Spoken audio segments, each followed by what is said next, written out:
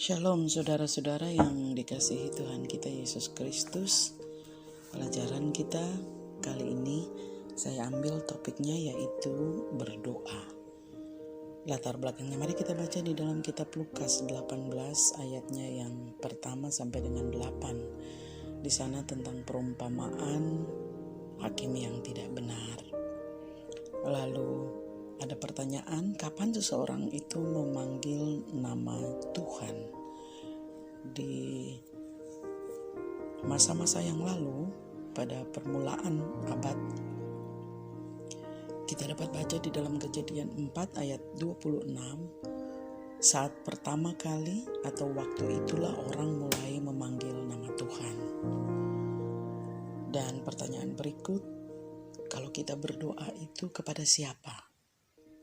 Kita dapat baca di dalam Kisah Para Rasul 12 ayatnya yang kelima dan Matius 6 ayat 6 dan 9. Yang berikutnya adalah kapan kita akan berdoa. Kita baca di dalam pertama Timotius 2 ayatnya yang ke-8.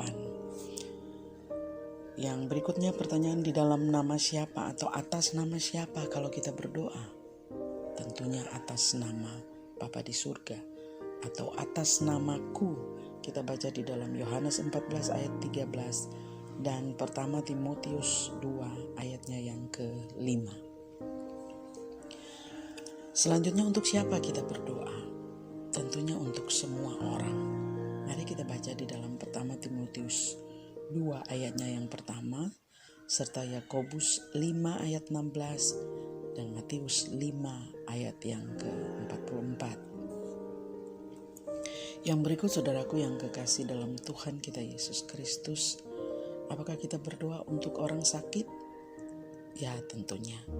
Di dalam Lukas 23 ayat 34 dan Kisah Para Rasul 7 ayat 60 serta Roma 10 ayat pertama dan ketiga. Pelajaran dengan judul atau topik berdoa ini saya akan buat dalam beberapa bagian. Pada bagian pertama ini saya sudahi dulu. Kiranya kita bisa bertemu pada bagian yang kedua atau bagian berikutnya. Tuhan Yesus memberkati. Shalom.